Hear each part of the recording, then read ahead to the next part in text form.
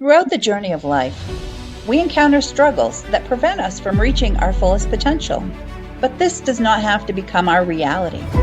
Join me as your goal achievement strategist on a life-changing journey as I talk on how to experience breakthrough and obtain massive success in the 8 dimensions of life.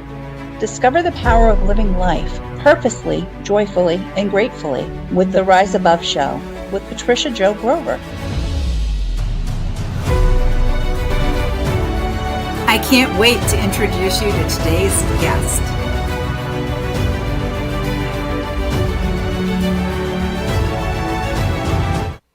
Welcome to the Rise Above Show. I'm Dr. Patricia Jo Grover, and today with me I have my guest, Dr. Wendy Labat of thefinancialcures.com. Welcome to the show, Wendy. Thank you, Patty. I'm honored to be here. Oh my goodness. So let me get started right away with telling everyone a little bit about you. Dr. Wendy Labat is known as the Financial Healer, and she's the CEO of the Financial Cures LLC and creator of the Financial Cures System. She's a best-selling author, an award-winning entrepreneur, and a host of a global streaming show called Financial Cures by Dr. Wendy Labat. She empowers individuals to overcome financial challenges and to achieve financial freedom. And she has over 4 decades of entrepreneurial experience, and she helps clients to optimize their financial health and create generational wealth. So again, welcome to the show, Dr. Wendy. Thank you. Thank you for having me. Yeah. So I start off with my show with a segment. I call it This Grammy Doesn't Knit, She Cliches. And I talk about, and I ask people to share a word or phrase or adage that may have been used with them as a child, and if it affected them negatively or positively, and how it affected them through the rest of their lives.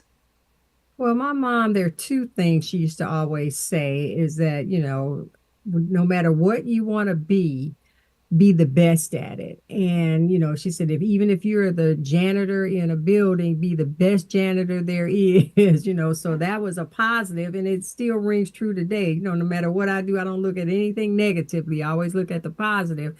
But she would also say that, because, people used to talk about us and different things, and, how some folks, just want to be where you are, what you do, and they got something to say. She said, people are going to talk no matter what you do, good or bad. Just give them something to talk about, something good to talk about. Just you do the right thing. And it still holds true. That's what I tell my kids. And, anybody that comes to me saying, so-and-so said this, is like, so they going to talk. Just, you do you and do the best that you want to do.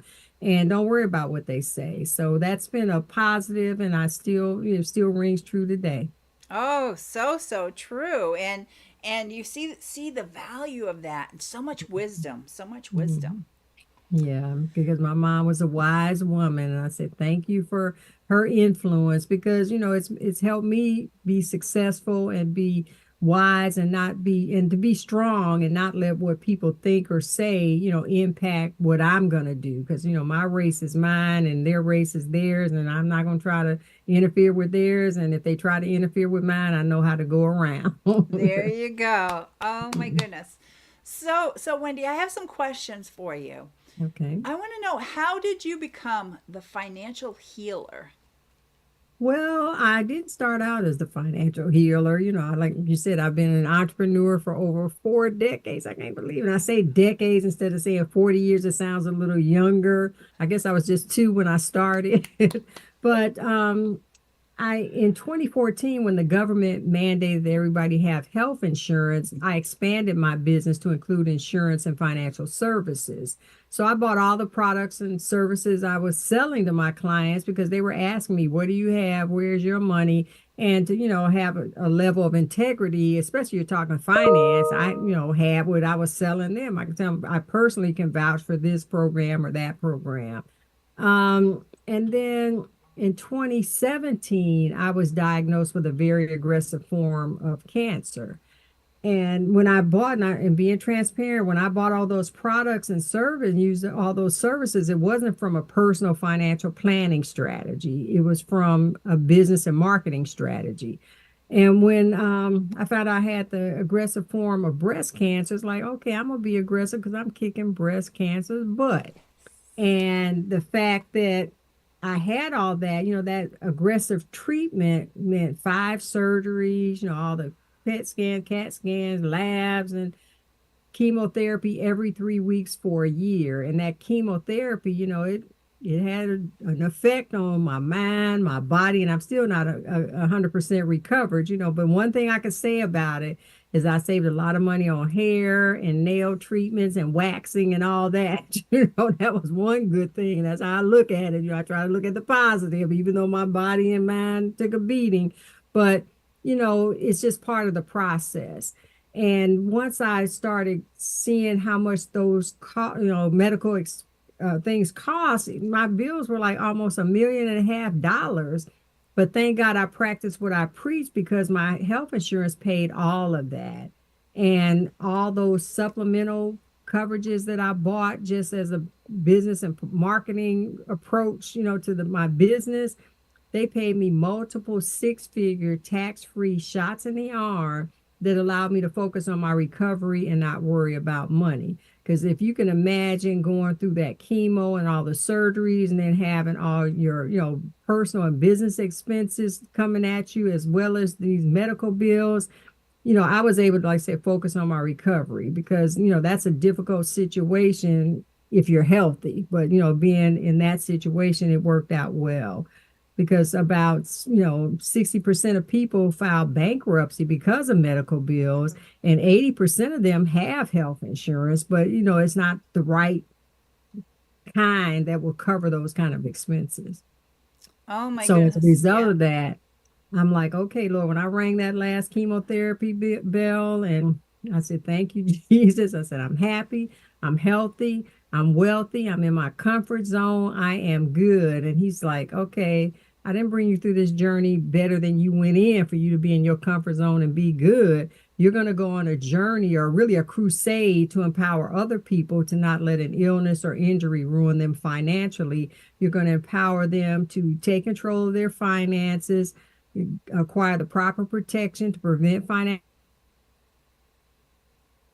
ruin, build a financial legacy, and create generational wealth for their family. So I'm on that crusade. And that's how I became the financial healer. Even though Oh, someone else named me that, a branding guy named me that. I was like, I don't know, I don't like that financial healer name. But I started throwing it out there and people were like, okay, I like that. So now I like it. I've been a financial healer for a while now and it kind of fits. So I'm okay with it. awesome. Awesome. Well, I hope our viewers and listeners were taking notes on this because, again, not only did she utilize and purchase and use these products and services that she sells herself, but the benefit that she got from having them. So she knows inside out and upside down what she can recommend for people. So keep that in mind. Keep that in mind. So, Wendy, what's the difference between financial health and financial literacy?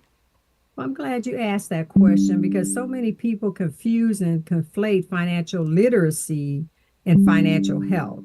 I guess the best example, financial literacy is knowing what to do, just like with your regular health literacy is knowing that you need to eat right and, exercise, drink water and all that.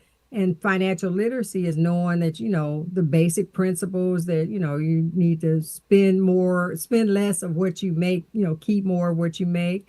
And then financial health, I guess, is equated with your physical health because even though those health principles about eating right, exercise, and all that, but when you go to the doctor, you're overweight, you got diabetes, high blood pressure, and all the stuff that if you would do the right things or if you would be health literate, like being financially literate, you would have good regular health, and the same with the financial health.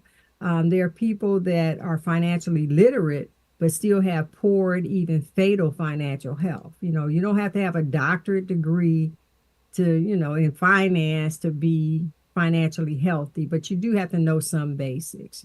So That's one difference, because, like I said, a lot of people will, interchange those terms, but you have to distinguish them because, learning financial literacy doesn't always equate to financial health. Oh, such great points. And again, and I know you offer some kind of trainings in these things, don't you? Yes, I have my financial cure system. And it's it will start with the mindset because that's key no matter what you're trying to do, whether it's to, improve your finances, improve your weight, or your if you're battling an addiction, whether it's drugs, spending, or whatever, you have to have the right mindset. It has to be the mindset to where you want to be and not where you are. You have to, take control over your finances, which means there's certain things you have to do. You do have to know some basic financial principles, and you have to create and develop what I call discipline, which is, going for what you want more over what you want now, because you can, say I want to have $1 million, saved by retirement, but then you go out and buy a $5,000 Louis Vuitton bag, which is what you want now, which is ridiculous. But, you have to, be disciplined, choosing what you want more over what you want now. You have to have the proper protection, because if I didn't have the proper protection, I would still be paying that $1.5 million worth of medical bills. I would be in the hole, but thank God, like I said, I practice what I preach. And you have to understand, the impact of tax laws and tax codes, because that can, I have a tax business as well. And I've got folks before they started working with me, they didn't have a tax strategy. So they would take their stuff in to whoever was doing, their taxes. They were being penny wise and pound foolish. And the person wasn't a strategist. They were a data entry person, put the information in, and whatever they got out, that's what they either paid or that's what they got back. And most of the time they were disappointed with the results. So you have to have a strategy. You have to understand, because those tax codes and laws change every year, and you have to know what impact it's going to have on your finances. And then you have to understand the impact of the global economy. That's something that we have disregarded for years until COVID.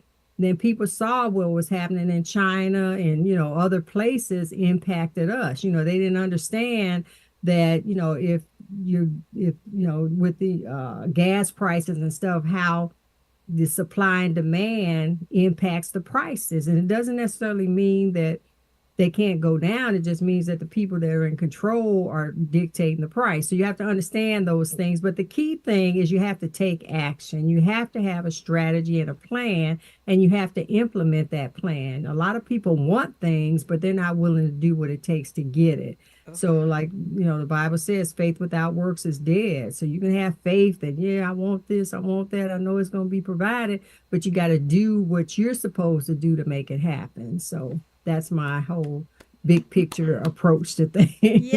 Yes, Dr. Wendy. And very, very similar to when I work with the clients, with the work I do with clients. People have to want something themselves. I can't want it more for them than they do for themselves, but they have to take that intentional action to make that difference, whether they're facing a challenge or an opportunity to have forward movement with anything. But oh my goodness, so you've shared so much wonderful stuff with our viewers and listeners. But we need to take just a moment for a commercial break, and we'll be right back. Entrepreneurology is relatively a new field of study that focuses on entrepreneurship as a discipline. It encompasses various aspects of entrepreneurship, such as business strategy, innovation, creativity, risk management, leadership, and more. The primary goal of entrepreneurology is to equip entrepreneurs with the skills and knowledge needed to successfully start, grow, and sustain a business venture in today's dynamic and competitive business environment. Entrepreneurology is a discipline that seeks to understand the art and science of entrepreneurship with the aim of providing entrepreneurs with the tools and knowledge they need to build successful businesses. Don't settle for traditional academic programs that don't recognize your real-world experiences and potential for success. Join the education revolution in entrepreneurship today with... And we're we're back with the Rise Above show. And today, my guest, if you're just joining us, is Dr. Wendy Labat of thefinancialcures.com. And she's been sharing such wonderful, tips and everything about what she does and the difference between financial health and financial literacy. So this is so very cool, the everything that she's sharing with us today. But I have some more questions. Okay. All right. So Dr. Wendy, what do you think the most important step is to improve your financial health? For our viewers and listeners, what would you say is the most important step, and then maybe some other ideas? Well, I think the most important step, my first book is Diagnose Your Financial Health.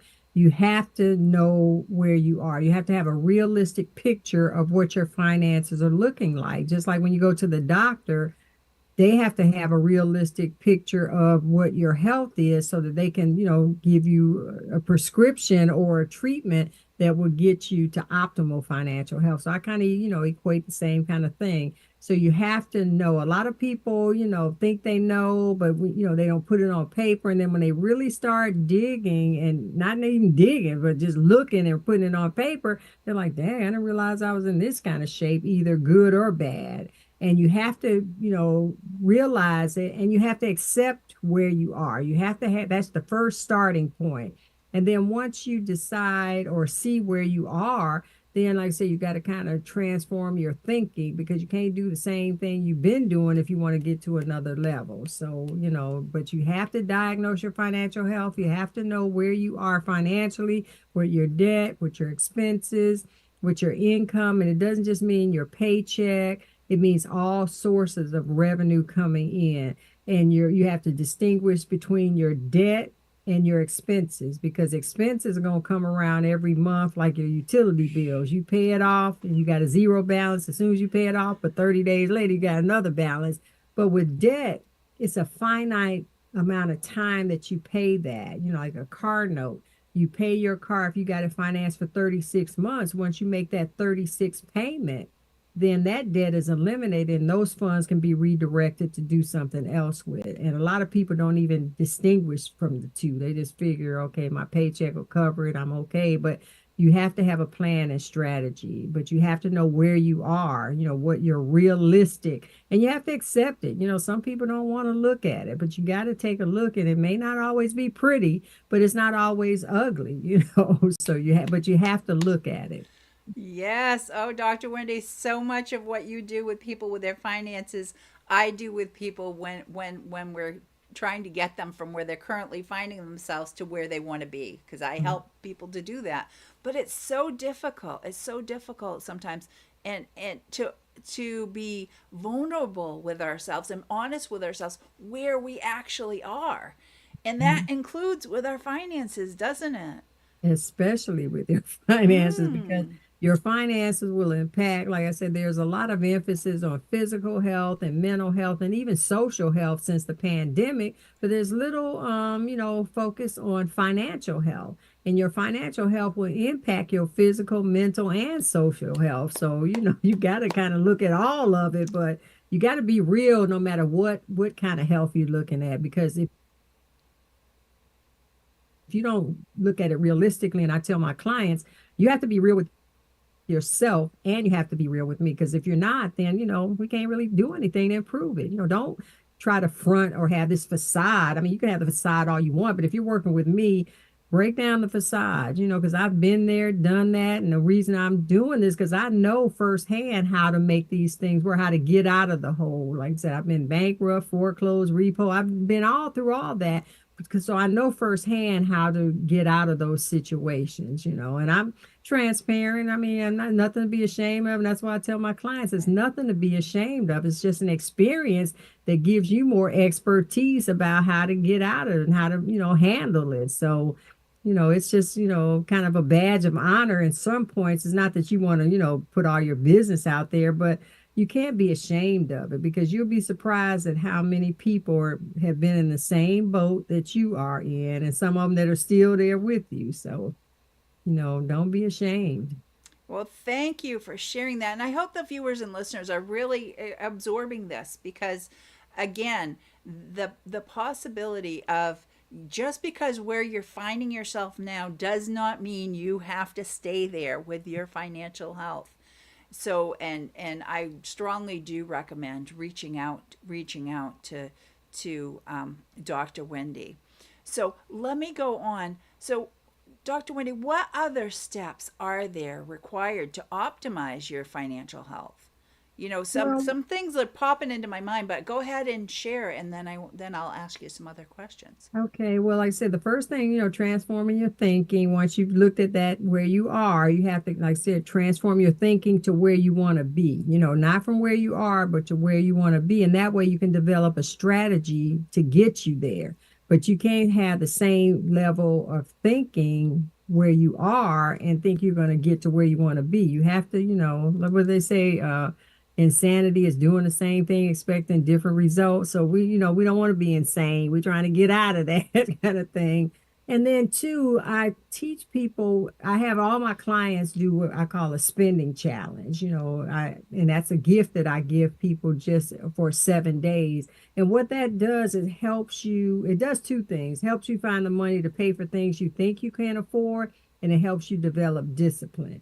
When they do that spending challenge, they track everything that they buy, no matter what. I don't care if it's a piece of gum, and you track what you purchased, how you purchased it, whether you paid cash with a debit card or credit card. Because if you pay with a credit card and you don't pay that bill when the bill comes, it's costing you more because you're going to have interest on that debt. So, and people don't even think about that. And then, two, you realize I have one client that did it, and he said, Wendy, I just finished that 30-day spending challenge, and we spent $600. No, he spent $600 eating out. And he's a businessman. So I said, okay, $600. He took out clients or whatever. He said, no, it's just me and my wife and sometimes the grandkids. And it wasn't that he couldn't afford to do it, but it was an aha moment for him to say, $600, I could have done something. I could have put this in a, investment or paid off a debt or done something more productive with it. He said, all I got to show for it is a few extra pounds. But, like I said, it was an aha moment. And I find that most of the people, not most, everybody that has done even the 7-day spending challenge has said, yeah, I didn't realize I was spending $90 a week on coffee, or eating out for lunch. It's costing me $75, $100 a week. And those, that money adds up. And you can do some things, especially if you're having some financial issues, because, I'm not against getting your hair done and nails done. But if you got debt, you need to take that money. You can still do your own hair and do your own nails for a third of the price that you go to salon. And that money can be used to get you in a better financial position, which you'll be able to afford to do those kind of things. So those are some of the things that I, start with my clients, to get them not only to find that money, but also develop discipline and get that transitional or transformational mindset, get those aha moments and help you. Because even when I do the spending challenge, I have to do it every so often because I find myself getting off track, and I start thinking twice before I buy anything, because it's like, do I want this now or do I want this more? And I find that I could do without, so there are other habits I try to get my clients. I'm a thrift store queen. That's what my daughter calls me. She said, Mama, you are TSQ. I said, what's a TSQ? She said, a thrift store queen, because, I like nice things, but I could buy designer things at the thrift store and consignment shops. I can get those Louis bags. I don't have to go to Louis Vuitton and spend a fortune where I can get it at a thrift store or consignment shop. And, you'll be surprised at what you can do and how much money you can save to get the things that you want that don't impact, that things that, that you want to do in the long run. So, I teach them different habits, how to increase their income without, getting a second job by using points, rewards, and miles. Matter of fact, I just flew out to Vegas using my points first class, and I didn't have to pay 12, I think it was like 1,500 for the regular ticket. I just paid the processing fee because I had points that I accumulated that allowed me to go first class, So there's things like that where you can live the VIP life without spending VIP dollars. I learned that trick from you a few years Mm. back, and I still use it myself when I Yeah, travel. it makes, a big difference on that bottom line. Yes, yes. Oh my goodness, Wendy, thank you so much for sharing so much with our viewers and listeners. And again, everyone, I do strongly recommend Dr. Wendy Labat with the financialcures.com. So Wendy, can you tell everybody where they can reach you? And then I know you had some a gift that you wanted to give our viewers and listeners. So can you share your website with them? Okay, I'd like to share two sites. One is the Financial Cures, the THE Financial Cures with an S.com. And there you can find that free 7-day spending challenge. It also has my contact information on it and, some things about my program. But I'd like to also share the website for my show. It's award winning. I just won an award this year for the Financial Cures with Dr. Wendy Labat. So I'm officially an award winning global streaming TV show. And that's FinCures, FINCURES.com. We just released season 3 in August, and the first season is about personal finance. There's 6 episodes. The second season is about business finance, and again, 6 more episodes. And this third season was about leveling up your finances. So, there's a total of 18 episodes, and you can catch those at FinCures.com, FINCURES.com. Awesome, awesome. And then the gift you have for the viewers and listeners. It's the 7-day spending challenge. And again, you can access that at my website, thefinancialcures.com. As soon as you log in, you'll see it right there and you can click on it and you can start, finding that money to pay for things you think you can't afford. Oh, wonderful, wonderful. Again, thank you, Dr. Wendy, for being with me. And I am Dr. Patricia Jo Grover, the Goal Achievement Strategist. And I have a gift for everybody who's watching and listening with us today. If you text the word growth, GROWTH,